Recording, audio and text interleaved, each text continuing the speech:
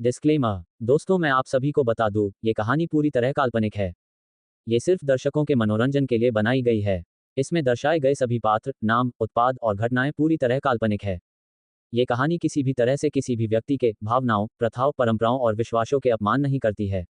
और इसमें सेक्सुअल और एडल्ट इत्यादि जैसे कहानी में बताए गए सभी चीजों का मात्र कहानी के लेखक द्वारा बनाई गई लेख की अपनी एक कल्पना है। तो दोस्तों, मैं आपको आगे बता दूं, अगर आप हमारे SK novel love story channel पर नए हैं तो वीडियो को भर भर लाइक और चैनल को सब्सक्राइब करना ना भूले। धन्यवाद। एपिसोड 41, आखिरी तोहफा। विजय और अर्नव भी मस्ती करते हुए युग के पीछे जाने लगते हैं। युग क्रूज के पास पहुंचा ही था कि उसकी नजर पंक्ति पर पड़ती है। इस वक्त पंक्ति कुछ परेशान सी लग रही थी। वो तेज कदमों के साथ बीच की तरफ जा रही थी। पंक्ति को दोबारा से बीच की ओर जाते हुए देखकर युग सोचने लगता है, ये लड़की वहां क्यों जा रही है। यहाँ पंक्ति परेशान सी हड़बड़ाते हुए अपने कदम बीच की तरफ बढ़ाए जा रही थी। वो चलते हुए ही अपनी नजरें जमीन पर इधर उधर घुमा रही थी। उसे देखकर ऐसा लग रहा था कि वो बड़ी ही बेसब्री से कुछ ढूंढ रही हो। पंक्ति खुद में ही बड़बड़ाते हुए कहती हैं, वो कहाँ गया होगा, आज सुबह ही तो मैंने अपने पास ही देखा था। मेरा ब्रेसलेट। दरअसल पंक्ति अपना ब्रेसलेट ढूंढ रही थी। जब पंक्ति बच्चों के साथ क्रूज पर पहुंची तो अनायास ही उसकी नजर अपनी कलाई पर पड़ती है। जब पंक्ति अपनी कलाई को देखती है तो उसे ध्यान आता है कि उसका ब्रेसलेट जो वो हमेशा पहना करती थी वो वहां नहीं है। ये देखकर पंक्ति परेशान होते हुए अपने आसपास देखने लगती है कि कहीं उसका ब्रेसलेट यहीं कहीं तो नहीं गिरा। लेकिन वहां पर उसे उसका ब्रेसलेट कहीं नजर नहीं आता। वो बहुत परेशान लग रही थी। तभी उसे याद आता है कि शायद उसका ब्रेसलेट बीच में खेलते हुए कहीं गिर गया होगा। ये याद आते ही वो पीहू को यांश और प्रांशी के साथ में रहने का बोलकर क्रूज से बाहर आकर बीच की तरफ जाने लगती हैं। इस समय पंक्ति हड़बड़ाते हुए जमीन पर आसपास ही देखे जा रही थी। उसकी आंखों में कुछ खो देने का डर साफ देखा जा सकता था। पंक्ति की नजरें नीचे ही थी, इसलिए सामने से आ रहे युग पर उसका ध्यान नहीं जाता है और वो यूं ही चलते हुए युग से टकरा जाती हैं। युग से टकराने की वजह से पंक्ति लड़खड़ा जाती हैं। वो लड़खड़ाकर गिरने ही वाली थी कि तभी युग उसे अपने हाथों का सहारा देकर उसे थाम लेता है।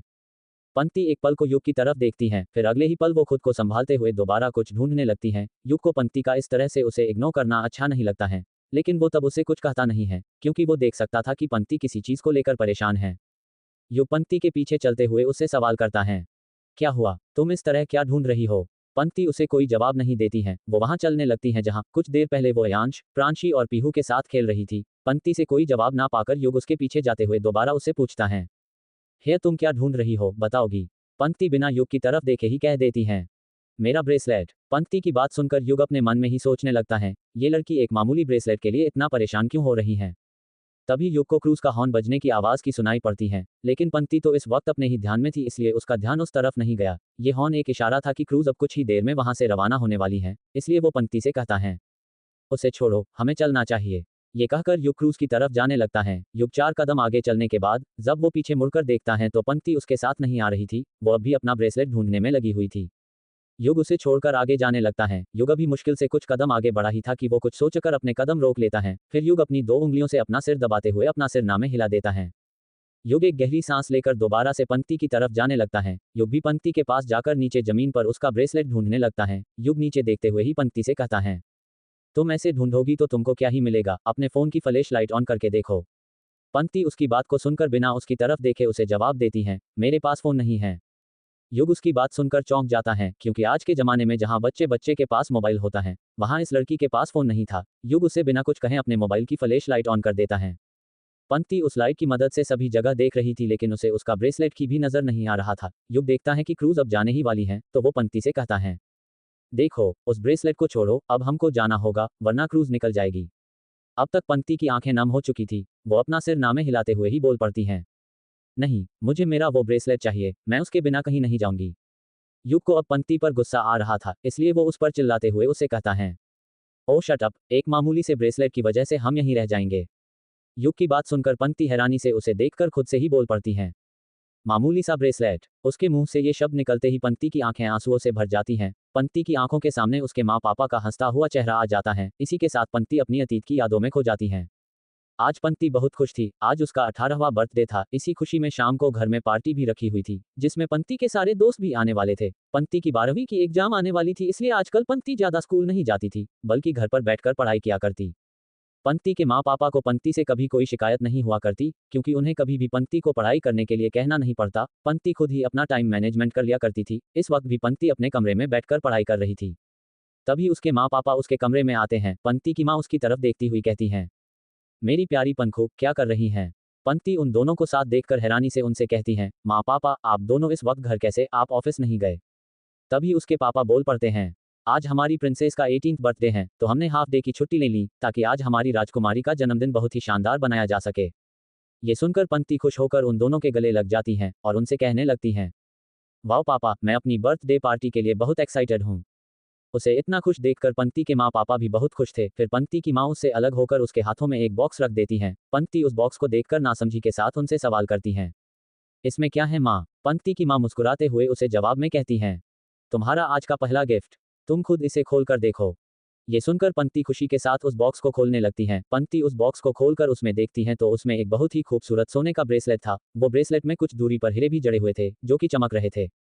पंक्ति तो उस ब्रेसलेट को देखकर खुशी से उछलने लगती हैं। वो अपने माँ पापा को देखकर कहती हैं, वाओ माँ ये तो बहुत ज़्यादा खूबसूरत है, थैंक यू सो मच। पंक्ति को खुश देखकर उसके पापा उससे कहते हैं, लाओ इसे मैं तुम्हें पहना देता हूँ। ये कहकर पंक्ति के पापा उसे वो ब्रेसलेट पहना देते हैं। पंक्ति के नाजुक और गोरे हाथों में वो ब्रेसलेट काफी खूबसूरत दिखाई पड़ रहा था। पंक्ति भी अपना तोहफा पाकर बहुत खुशी के साथ उस ब्रेसलेट को देखकर कहती हैं, माँ पापा ये मुझे बहुत अच्छा लग रहा है, अब मैं इसे कभी भी नहीं उतारूंगी। ये सुनकर पंक्ति के माँ पापा हंस पड़ते हैं। उनके हंसते हुए चेहरे के साथ ही पंक्ति अपनी अतीत की यादों से बाहर आ जाती हैं। ये वही ब्रेसलेट था जिसे वो इस वक्त ढूंढ रही थी। एपिसोड 42 युग और पंक्ति फंसे बीच पर। पंक्ति को उसके माँ पापा ने उसके 18वें जन्मदिन के मौके पर एक गोल्ड ब्रेसलेट उसे दिया था जो उससे कहीं गुम हो गया था। पंक्ति को उस ब्रेसलेट से बहुत लगाव था। लगाव होता भी क्यों ना, वो तोहफा उसके माँ पापा के द्वारा दिया गया उसका आखिरी तोहफा जो था। पंक्ति उस ब्रेसलेट को कभी भी खुद से दूर नहीं करती थी। कितनी मुश्किल से उसने ये ब्रेसलेट उसके चाचा चाची की नज़रों से छिपाया हुआ था क्योंकि पंक्ति की माँ पापा के मौत के बाद पंक्ति के माँ के सारे गहने तो पहले ही पंक्ति की चाची ने ले लिए थे। पंक्ति के पास उनकी याद के नाम का सिर्फ ये ब्रेसलेट ही बचा था जो उसे बहुत अजीज था। पंक्ति उसे अपने माँ पापा के आशीर्वाद समझकर अपने हाथ में पहने रखा करती थी। लेकिन आज पंक्ति से वही ब्रेसलेट गुम हो गया था जिस वजह से वो काफी ज्यादा परेशान थी। लेकिन युग को इस बात का पता नहीं था। उसे तो पंक्ति की बात बेतुकी लग रही थी। वो लगभग पंक्ति पर चिल्लाते हुए ही उसे कहता है, यू नो व्हाट, तुम बिल्कुल ही स्टूपिड हो, तुम यहीं बीच पर अपना ब्रेसलेट ढूंढती रहो, मैं जा रहा हूँ। लेकिन पंक्ति को तो युग की एक भी बात का कोई असर ही नहीं हो रहा था। वो तो बस बावरी सी रोते हुए ही अपना ब्रेसलेट ढूंढने में लगी हुई थी। युग उसे यूं ही छोड़कर क्रूज की तरफ जाने लगता है। लेकिन युग क्रूज तक पहुंचता उससे पहले ही क्रूज वहां से निकल जाती है। युग विजय और अर्णव को पुकारते हुए क्रूज को रोकने की कोशिश करता है लेकिन वहां मौजूद किसी को भी इस बात का ध्यान नहीं आता। इस वक्त युग को पंक्ति पर बहुत ज्यादा गुस्सा आने लगा था। युग की रात को फॉरेन क्लाइंट के साथ ऑनलाइन मीटिंग थी इसलिए उसे रात को घर पहुंचना था और फिर मीटिंग अटेंड करनी थी। लेकिन क्रूज के चले जाने पर युग अब समय से घर नहीं पहुंच पाएगा और ये सब सिर्फ और सिर्फ इस लड़की पंक्ति की वजह से हुआ था। ये सोचकर ही युग को पंक्ति के ऊपर गुस्सा आने लगा था। यहाँ पंक्ति भी थक हार कर वहीं रेत पर बैठकर रोने लगी थी। युग गुस्से से भरा हुआ पंक्ति के पास आता है। वो एक हाथ से ही पंक्ति का हाथ पकड़कर उसे खड़ा कर देता है। युग उस पर चिल्लाते हुए कहने लगता है, यू स्टूपिड गर्ल, क्या तुम पागल हो? तुम्हारी वजह से आज हम यहीं रह गए। तुमको पता भी है कि रात को मेरी कितनी इंपॉर्टेंट मीटिंग थी। अब मैं तुम्हारी वजह से वो मीटिंग अटेंड नहीं कर पाऊंगा जिसकी वैल्यू तुम्हारे वो बेकार से ब्रेसलेट से कई गुना ज्यादा है, समझी? युग की बात सुनकर पंक्ति उसे गुस्से में घूरते हुए कहती हैं, बहुत अमीर हो ना आप, लेकिन मेरा वो ब्रेसलेट आपकी सारी दौलत से ऊपर था। वो मेरे लिए क्या मायने रखता है वो आप कभी समझ ही नहीं पाएंगे क्योंकि आपके पास दिल नहीं, आपके मन में किसी के लिए भी कोई रिस्पेक्ट नहीं है।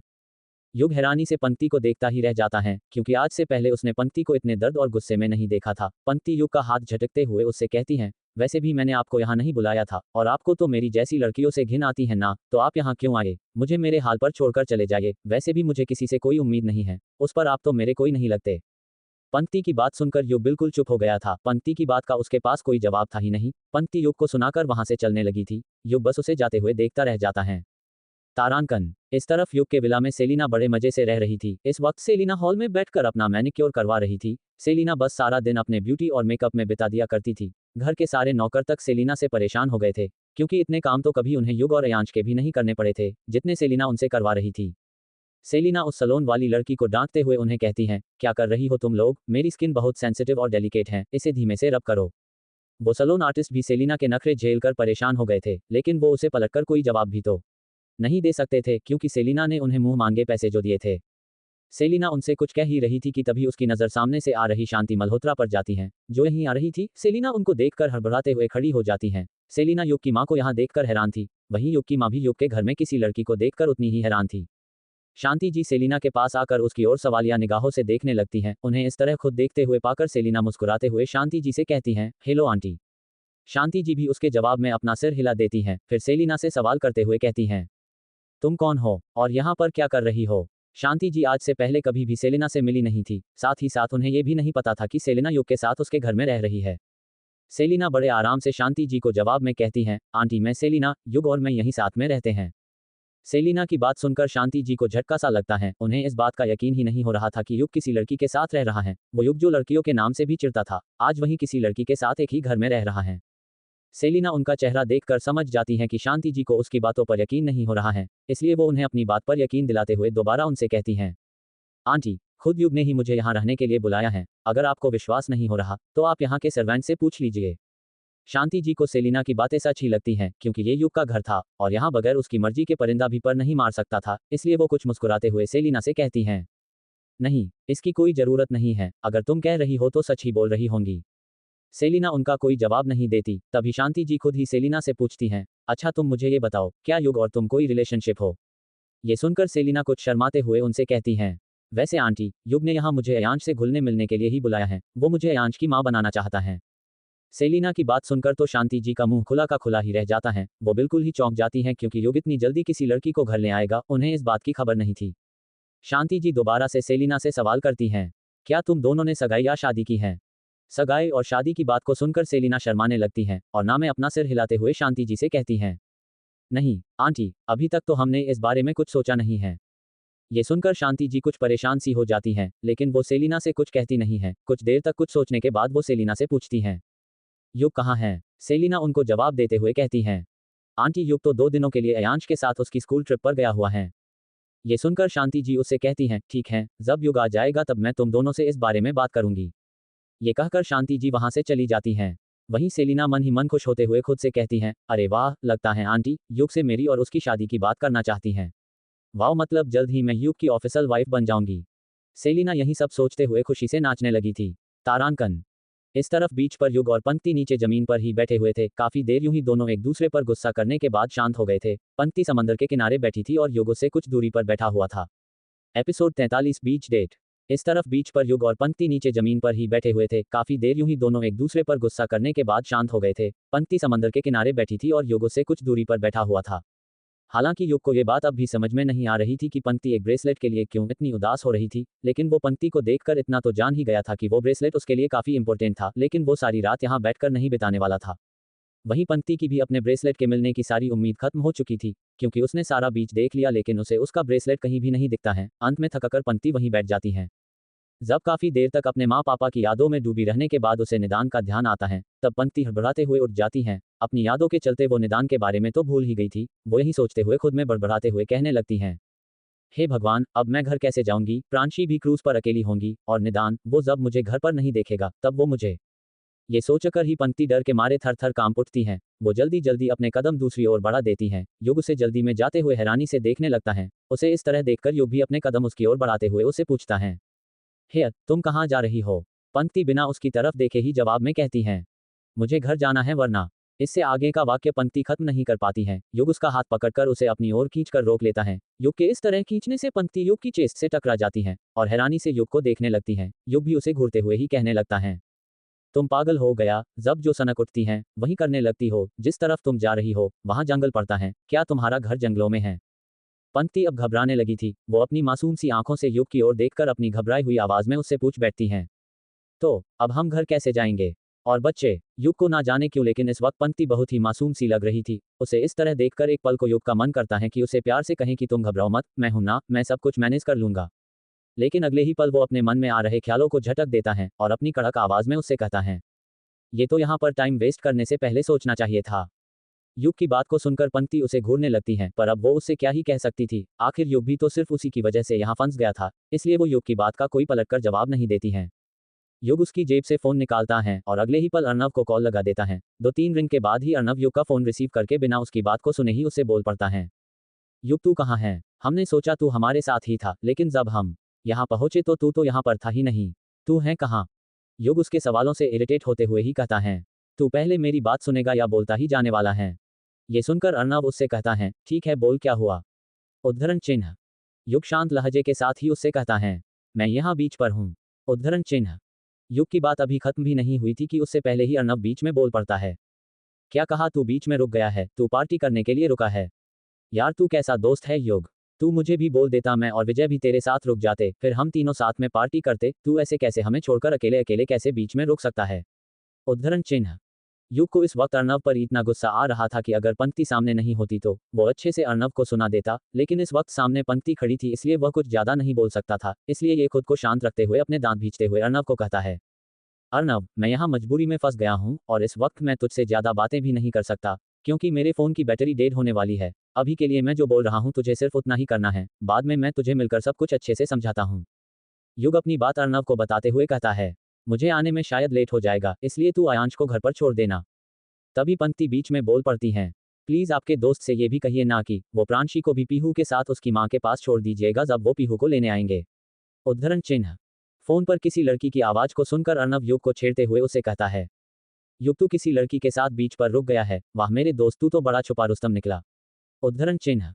अब तक युग अर्नव की बातों से काफी परेशान हो चुका था, इसके लिए वह उसे कड़क शब्दों में कहता है, देख अर्नव, अगर तू मेरे मुंह से कुछ सुनना नहीं, चुपचाप जो बोला है वो कर, अयांश के साथ प्रांशी हैं उसे। इतना कहकर युग पंक्ति की ओर देखता है तो पंक्ति उसे समझते हुए युग को याद दिलाते हुए कहती हैं, पीहू। युग, पीहू, उसे पीहू की मम्मी के पास छोड़कर घर ले जाने को कह देना। अर्नव उसे जवाब देता है, ओके दोस्त, तू बच्चों की चिंता छोड़कर अपनी बीच डेट एंजॉय कर, यहाँ मैं संभाल लूंगा। युग आगे अर्नव को कुछ कहता उससे पहले ही अर्नव कॉल कट कर देता है। अर्नव के बाद युग अपने ड्राइवर को कॉल करके बीच का पता दे देता है, जिससे ड्राइवर कार लेकर उन दोनों को यहाँ तक लेने आ जाए। अब तक युग की बातों को सुनकर पंक्ति निश्चित हो चुकी थी, क्योंकि उसे कहीं ना कहीं ये डर था कि अगर वह रात को नहीं घर पर नहीं पहुंच पाए तो निदान उसका क्या हाल करेगा, लेकिन अब उसे यकीन हो गया था कि वह लेट ही सही पर घर तो पहुंच ही जाएगी। तारांकन, मल्होत्रा हाउस। जब से शांति जी युग के विला में सेलिना को देखकर घर पर आई थी, तब से ही उनके दिमाग में बस युग और सेलिना के रिलेशन के बारे में ही बातें घूमने जा रही थी, जिससे वह बहुत परेशान दिखाई दे रही थी। इस वक्त भी वह अपने कमरे में परेशान से बैठी हुई थी, तभी रवीश जी कमरे में आते हैं। शांति जी अपने ख्यालों में ही इतनी गुम थी कि उन्हें रवीश जी के आने का पता ही नहीं चला। वही रवीश जी कमरे में आकर बाथरूम से फ्रेश होकर भी बाहर आ जाते हैं, लेकिन तब तक शांति जी का ध्यान उन पर था ही नहीं। ये देखकर रवीश जी समझ जाते हैं कि कहीं ना कहीं शांति जी काफी परेशान है, इसलिए वह उनके पास बैठे हुए शांति जी के कंधे पर हाथ रख देते हैं। अचानक से इस तरह किसी का हाथ अपने कंधे पर महसूस करते शांति जी घबरा जाती है। जब वे उस तरफ देखती है तो सामने रवीश जी बैठे हुए थे। इस तरह रवीश जी को बैठे देखकर शांति जी उनसे सवाल करती है, रवीश, आप कब आए? इस पर रवीश जी ने शांति से जवाब देते हैं, मैं तो यहाँ कब से आ गया हूँ शांति, लेकिन तुम कहाँ खोई हो? सकता हूँ कि तुम काफी परेशान लग रही हो, क्या बात है? इस वक्त शांति जी के मन में बड़ी उलझन थी, वह अपने मन की उलझने किसी के साथ बांटना चाहती थी। इसलिए रवीश जी के पूछने पर शांति जी उन्हें सब कुछ बता देती है कि जब आज वो युग के घर में गई थी तो उसने युग के घर में सेलिना को पाया, और साथ ही में वो सारी बातें भी बता देती है जो कि सेलिना ने शांति जी को कही थी। शांति जी की बात सुनकर एक पल को तो रवीश जी गुस्सा हो जाते हैं। वह अपनी जगह से खड़े होकर शांति जी से कहने लगते हैं, ये युग का दिमाग खराब हो गया है क्या? वो ऐसे कैसे किसी लड़की को अपने घर में रख सकता है, जबकि ना उससे उसने कोई सगाई की, ना उससे शादी की। अगर मीडिया में यह बात का पता चलेगा तो हमारे खानदान की इज्जत का क्या होगा? वैसे भी आए दिन मीडिया इसी तक में बैठे रहते कि उन्हें मल्होत्रा की तरफ से कोई न्यूज़ मिले। और ये युग, उद्धरण चिन्ह। शांति जी उन्हें समझाते हुए कहती है, पहले तो आप शांत हो जाए। मैं मानती हूँ कि उगाने की सही फैसला नहीं किया, लेकिन पहली बार उसने किसी लड़की को अपने घर में रखा, इसका साफ मतलब है कि युग सेलिना को पसंद करता है।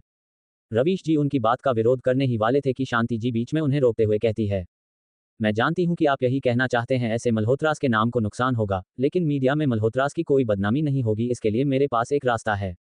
रवीश जी बड़े गौर से शांति जी की सारी बातें सुनाने लगते हैं। एपिसोड 44, निदान की सजा के बारे में सोच परेशान पंक्ति। युग और पंक्ति बीच पर ही नीचे रेत पर बैठे हुए थे। कहने को तो वो दोनों साथ में थे, लेकिन दोनों में से कोई भी एक दूसरे से बात नहीं करना चाहता था। हालांकि युग की पंक्ति को लेकर जो गलतफहमी थी वो दूर तो हो चुकी थी, लेकिन युग की लड़कियों के प्रति जो नफरत थी वो कहीं ना कहीं उसे पंक्ति से बात करने के लिए रोक रही थी। वहीं दूसरी ओर पंक्ति ने उसके पापा को छोड़कर ऐसा कोई आदमी नहीं देखा था जो उसे प्यार करे, उसकी इज्जत करे। ये पंक्ति की बदकिस्मती ही थी जो उसे आज तक उसे उसके चाचा जी और निदान जैसे घटिया मर्द ही मिले थे, जिस वजह से एक तरह से पंक्ति का मन भी मर्दजात से भर गया था। इसलिए वो दोनों ही चुपचाप समंदर के गहरे पानी को ही देख रहे थे। तभी पंक्ति को कुछ याद आता है, जिसे सोचने के बाद वो कुछ परेशान हो जाती हैं। उसे याद आता है कि निदान ने उसे कहा था कि दूसरे दिन वो खुद उसे और प्रांशी को पिकअप पॉइंट पर लेने आएगा। अगर सच में निदान वहां पर आया और पंक्ति उसे वहां नहीं मिली तो निदान उसका क्या हश्र करेगा वो अच्छे से जानती थी, जिसे याद करके पंक्ति कुछ घबरा जाती हैं। पंक्ति अपनी घबराई हुई आवाज में ही युग से पूछ बैठती हैं, आपके ड्राइवर गाड़ी लेकर कब तक आएंगे? प्लीज आप उनसे कहिए कि वो जल्दी आए, हमें क्रूज के पिकअप पॉइंट पहुंचने से पहले वहां पहुंचना होगा। युग को पंक्ति की आवाज में झलक रही बेचैनी और घबराहट साफ समझ आ रही थी। पंक्ति खुद में ही बड़बड़ाती हुई कहने लगती हैं, मेरे पति वहां पिकअप पॉइंट पर मुझे और प्रांशी को लेने के लिए आने वाले हैं। अगर मैं उनसे पहले वहां नहीं पहुंची तो निदान मुझे सजा ये कहते हुए ही पंक्ति की आंखों के सामने निदान की क्रूरता दिखाई देने लगती है। पंक्ति उस रात निदान का वहशीपन याद आने लगता है कि कैसे निदान ने पार्टी से आने के बाद किसी और आदमी के साथ बात करने के लिए उसके साथ मारपीट की थी, जबकि उसने उसे अपनी आंखों से देखा तक नहीं था। जबकि आज तो पंक्ति सच में किसी दूसरे आदमी के साथ यहाँ फंसी हुई थी। अगर आज इस बात का पता निदान को चल गया तो वो उसका क्या हश्र करेगा, ये सोचकर ही पंक्ति की रूह कांप जाती है। हालांकि पंक्ति ने अपनी बात को पूरा नहीं किया था, फिर भी युग को पंक्ति की बात कुछ हद तक तो समझ आ ही चुकी थी, इसलिए वो जिज्ञासा से पंक्ति से सवाल करता है। क्या कहा तुमने? सजा? कैसी सजा? युग के पलटकर सवाल करने से पंक्ति होश में आती है। उसे ये एहसास होता है कि घबराहट में वो क्या करने जा रही थी। भला वो किसी अनजान शख्स को कैसे अपने जिंदगी के बारे में सब कुछ बता सकती है। इसलिए पंक्ति बात को घुमाते हुए युग से कहती है, नहीं, सजा नहीं। वो परेशान हो जाएंगे कि मैं कहाँ रह गई। युग उसकी बात को सुनकर कुछ कहता नहीं है। अपने ड्राइवर को कॉल लगाने के लिए अपना फोन निकाल लेता है, लेकिन जैसे ही वो कॉल लगाने वाला ही था कि उसके फोन की बैटरी खत्म हो चुकी थी, जिस कारण उसका फोन स्विच ऑफ हो जाता है। ये देखकर युग कहता है, ओह नो, इसको भी अभी डेड होना था। युग की बात सुनकर पंक्ति और भी ज्यादा परेशान हो जाती है। अब कहीं ना कहीं उसके मन में निदान का खौफ बैठ जाता है। वो परेशान होकर अपने सिर पर हाथ रखकर खुद से ही कहने लगती है, ये मैंने क्या कर दिया? मुझे यहाँ वापस आना ही नहीं चाहिए था। अब मैं क्या करूँ? युग उसे परेशान देखकर उससे कहता है, तुम घबरा क्यों रही हो? मेरा ड्राइवर रास्ते में ही होगा, वो थोड़ी ही देर में आ जाएगा और अगर तुम्हें तुम्हारे पति की फिक्र है तो मैं उससे बात कर लूंगा। युग की बात सुनकर पंक्ति तुरंत ही उसे बीच में ही टोकते हुए कहती है, नहीं नहीं, इसकी कोई जरूरत नहीं है। आप बस मुझे पिकअप पॉइंट तक छोड़ दीजिएगा, मैं वहां से खुद ही चली जाऊंगी। पंक्ति के ये कहने पर युग उससे आगे कुछ नहीं कहता है। इसी के साथ युग और पंक्ति वहीं पर गाड़ी का इंतजार करने लगते हैं। इस ओर क्रूज पर प्रांशी अयांश पीहू के साथ खेल रहे थे और अर्णव और विजय उनके पास उन दोनों का ध्यान रखने के लिए बैठे थे। हालांकि वो दोनों को ही बच्चे कैसे संभालते हैं ये नहीं आता था, लेकिन युग उन दोनों का दोस्त था। उस पर भी अर्णव तो कुछ ज्यादा ही युग के करीब रहता था। उन दोनों की दोस्ती काफी ज्यादा गहरी थी, इसलिए युग की गैरमौजूदगी में उन दोनों को अयांश का ध्यान रखना तो बनता ही था। कुछ ही देर में क्रूज अपने पिकअप पॉइंट पर पहुंच जाती हैं और सभी पेरेंट्स अपने बच्चों को लेकर घर जाने लगते हैं। तभी वहां पीहू की मां सिया भी आ जाती हैं। पीहू अपनी मां को हाथ दिखाते हुए अर्णव से कहती हैं, अंकल, वो मेरी मम्मी भी आ गई हैं, आप प्रांशी को हमारे साथ भेज दो, हम उसे घर ले जाते हैं। दरअसल अर्णव ने पीहू को कह रखा था कि अगर प्रांशी की मम्मा को आने में देर होती है तो वो लोग प्रांशी को भी अपने साथ ले जाए। पीहू की बात सुनकर अर्णव जिस ओर से सिया आ रही थी वहां देखने लगता है। सिया पीहू के पास आकर खुश होते हुए प्रांशी और पीहू से पूछती हैं, हाय बच्चों, तुम्हारी ट्रिप कैसी रही? मजा आया ना? दोनों बच्चे खुशी से हाँ में अपना सिर हिला देते हैं। तभी सिया का ध्यान प्रांशी पर जाता है, जो कि अकेली खड़ी थी। उसे अकेले देखकर सिया प्रांशी से सवाल करती हैं, अरे प्रांशी बेटा, तुम्हारी मम्मा कहाँ हैं? प्रांशी कुछ जवाब देती उससे पहले ही अर्णव बीच में आकर सिया से कहता है, हाय, आई एम अर्णव। वो प्रांशी की मम्मी मेरे दोस्त के साथ बीच पर ही छूट गई हैं, इसलिए वो दोनों भी थोड़ी ही देर में यहाँ आ जाएंगे। अर्णव की बात सुनकर सिया हैरानी से उसके पास खड़े विजय से सवाल करती हैं, ऐसे कैसे बीच पर छूट गए? आपके मैनेजमेंट ने ध्यान नहीं दिया? ऐसे किस तरह आप दो लोगों को यूं ही छोड़कर आ गए? ये सुनकर विजय भी ताव ताव में सिया को जवाब में कह देता है, ओ मैडम, हमने किसी को पीछे नहीं छोड़ा, वो दोनों खुद अपनी मर्जी से गए थे। विजय की बात सुनकर अर्णव उसे चुप कराते हुए कहता है, विजय, तू भूल गया कि ये गलती हमारे मैनेजमेंट से ही हुई है। हमारी गलती की वजह से ही तो वो दोनों बीच पर छूट गए हैं। अर्णव की बात सुनकर विजय गुस्सा होते हुए कहता है, तू क्या बोल रहा है अर्णव? लेकिन युग तो उद्धरण चिन्ह। विजय अपनी बात खत्म कर पाता उससे पहले ही अर्णव विजय का हाथ पकड़कर उसे सिया और बच्चों से थोड़ी दूर ले जाकर धीमे से कहता है, अबे मोटे कमअक्ल, तुझे पता है ना युग डेट पर गया है और तू अपने दोस्त की मदद करने की बजाय उसकी पोल खोल रहा है। कैसा दोस्त है रे तू? अर्णव की बात सुनकर विजय कुछ समझते हुए उससे कहता है, ओह तो ये बात है, तू सही कह रहा है अर्णव, हमको हमारे दोस्त की मदद करनी चाहिए। वैसे भी युग भले ही बहुत हैंडसम है, लेकिन साथ ही इतना ज्यादा चिड़चिड़ा है कि उसे जल्दी से कोई लड़की नहीं मिलेगी। मेरा क्या है, मैं तो इतना हैंडसम, स्वीट और जेंटलमैन हूँ कि मुझे तो कोई भी लड़की मिल जाएगी। लेकिन अभी हमें युग की मदद करनी होगी। अब तू देख तेरा भाई कैसे सब कुछ मैनेज करता है। ये कहकर विजय मुड़कर सिया के पास जाने लगता है। अर्णव, जो कि हैरानी के साथ अपनी दोनों भौहें उठाए हुए उसकी बात को सुन रहा था, वो विजय को इतने आराम से जाते देख खुद से ही बोल पड़ता है, वाह भाई, क्या कॉन्फिडेंस है इसका।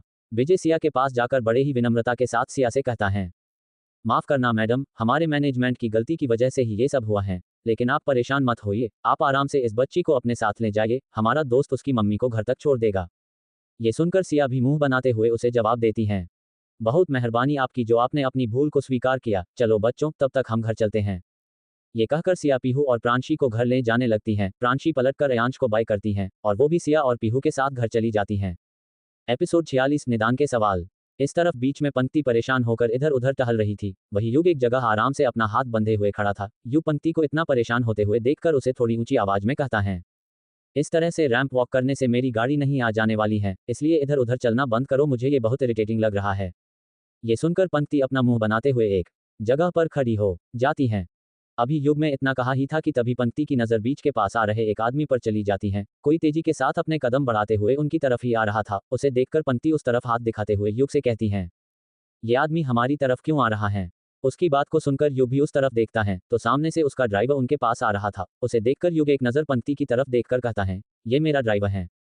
ये सुनकर पंक्ति खुश हो जाती है और युग से पहले ही उस ड्राइवर की तरफ जाने लगती है। युग हर चीज को लेकर उसकी हड़बड़ी से काफी हैरान था। आखिरकार युग भी अपना सिर हिलाकर अपनी रोबदार चाल में ड्राइवर की तरफ जाने लगता है। ड्राइवर उन दोनों को गाड़ी के पास ले आया था और अगले ही पल वह दोनों गाड़ी में बैठकर पिकअप पॉइंट की ओर निकल पड़े थे। जैसे जैसे वक्त बीत रहा था वैसे वैसे पंक्ति की दिल की धड़कन में बढ़ती जा रही थी। कहीं ना कहीं उसे एहसास हो गया था कि उसे घर पहुंचने में काफी लेट हो जाएगा और अगर निदान उससे पहले घर आ गया तो उसके खैर नहीं। ये सोच सोच कर ही पंक्ति के चेहरे में पसीने आ रहे थे। युग भी काफी देर से उसे नोटिस कर रहा था। जैसे जैसे समय बीत रहा था पंक्ति के चेहरे के भाव भी गंभीर होते जा रहे थे, इसलिए युग ड्राइवर से गाड़ी की स्पीड को बढ़ाने के लिए कहता है। करीब पौने घंटे में ही वह लोग पिकअप पॉइंट के पास पहुंच चुके थे। जब पंक्ति पिकअप पॉइंट के पास पहुंचती हैं तो देखती हैं कि सभी बच्चे जा चुके हैं। ये देखकर पंक्ति की घबराहट और ज्यादा बढ़ जाती है। वो मन ही मन खुद से कहती हैं, हे भगवान, सभी बच्चे तो जा चुके हैं, कहीं निदान सच में तो हमें यहाँ लेने आए होंगे। अगर निदान यहाँ आए होंगे और प्रांशी उनको अकेले मिली होंगी तो। वो कार के बाहर खड़ी ये सब सोच रही थी कि तभी गाड़ी का हॉर्न बजता है और पंक्ति अपने ख्यालों से बाहर आती हैं। जब वो उस तरफ देखती हैं तो युग की कार का हॉर्न बज रहा था। ये देखकर पंक्ति युग की तरफ जाने लगती हैं। पंक्ति कार के बाहर से ही युग से कहती हैं, सभी लोग चले गए, यहाँ कोई नहीं है। युग को पहले से ही यही अंदाजा हो गया था कि उनके पिकअप पॉइंट पहुंचने से पहले बच्चे जा चुके होंगे, इसलिए युग अपनी काम वॉइस में पंक्ति को जवाब देता है, हाँ, हमें यहाँ आने में देर हो गई थी तो जाहिर सी बात है कि सभी बच्चे चले ही गए होंगे। पंक्ति कुछ उदास सी हो गई थी, इसलिए अब वो सीधे उसके घर जाना चाहती थी। यही सोचकर पंक्ति एक गहरी सांस अपने सीने में भरते हुए युग से कहती हैं, ठीक है, अब यहाँ से मैं अपने घर जाती हूँ, यहाँ तक पहुँचाने के लिए आपका बहुत शुक्रिया।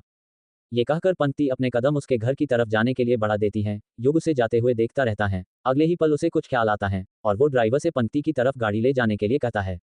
अभी पंक्ति कुछ कदम ही आगे चली थी कि तभी युग की कार उसके पास आकर खड़ी हो जाती है। युग अपनी कार का शीशा नीचे करके पंक्ति से कहता है, तुम इस वक्त अकेले नहीं जा सकती, यहाँ जल्दी कोई टैक्सी या ऑटो नहीं मिलेगी, इसलिए कार में बैठ जाओ, मैं तुमको छोड़ देता हूँ। पंक्ति उसे मना करते हुए कहती हैं, नहीं, इसकी कोई जरूरत नहीं है, मैं चली जाऊंगी। पंक्ति की ये बात को सुनकर युग उस पर कुछ चिढ़ते हुए कहता है, तुम हर बार किसी बच्ची के जैसे जिद क्यों करती हो? चुपचाप कार में बैठो, वैसे भी ये मैं तुम्हारे लिए नहीं कर रहा हूँ, घर पर तुम्हारी बेटी तुम्हारा इंतजार कर रही होंगी, इसलिए नाटक करना बंद करो और चुपचाप गाड़ी में आकर बैठो। वहीं कार का ड्राइवर तो बस हैरानी के साथ फ्रंट मिरर की मदद से युग को ही देख रहा था, क्योंकि आज से पहले उस ड्राइवर ने कभी युग को किसी लड़की के साथ इतनी बातें करते हुए नहीं देखा था। बात तो क्या, आज तक युग की इस गाड़ी में कोई लड़की बैठी तक नहीं थी, इसलिए वो ये समझ रहा था कि हो ना हो ये लड़की उसके युग साहब के लिए कुछ खास ही है। वहीं जब युग ने प्रांशी के बारे में कहा तो पंक्ति को भी कहीं ना कहीं उसकी बात ठीक लगती है और वो बिना ज्यादा कुछ सोचे युग की गाड़ी में उसके पास की सीट पर बैठ जाती हैं। तारांकन। इस तरफ प्रांशी सिया और पीहू के साथ उसके घर तक पहुंच गई थी। निदान अब तक घर नहीं आया था, इसलिए सिया ने प्रांशी को ही रखा हुआ है। अब तो सिया को भी पंक्ति की चिंता होने लगी थी, क्योंकि आज से पहले पंक्ति कभी इस तरह अकेले कहीं नहीं गई थी और उसके पास तो मोबाइल भी नहीं था। अगर उसे किसी को मदद के लिए कांटेक्ट करना हो तो भी वो किसी से कांटेक्ट तक नहीं कर सकती थी। दिन का समय हो चुका था, इसलिए सिया ने प्रांशी और पीहू को खाना खिला दिया था। इस वक्त प्रांशी पीहू के साथ खेल रही थी और सिया वहीं बैठे हुए पंक्ति का इंतजार कर रही थी। तभी उसके दरवाजे की घंटी बजती है। सिया जल्दी से दरवाजा खोलती है। उसे लगा कि शायद पंक्ति आ गई होंगी और प्रांशी को लेने के लिए आई होगी, इसलिए सिया दरवाजे को खोलते ही बोलने लगती हैं, पंक्ति तू कहाँ रह गई थी, मैं यहाँ तेरा कब से इंतजार। सामने खड़े शख्स को देखकर सिया के शब्द मुंह में ही रह जाते हैं और वो हैरानी से सामने देखती रहती हैं। सामने कोई और नहीं बल्कि निदान खड़ा था। निदान को अपने घर देखकर सिया को ये तो पता चल ही गया था कि जरूर निदान पंक्ति के बारे में ही पूछने आया होगा। दोस्तों, आपको ये स्टोरी कैसा लगा है? हमें उम्मीद है कि आप लोगों जरूर अच्छा लगा होगा, तो आप लोग लाइक, कमेंट, सब्सक्राइब करना ना भूले ताकि हमारा स्टोरी सबसे पहले आप तक पहुंचे। धन्यवाद।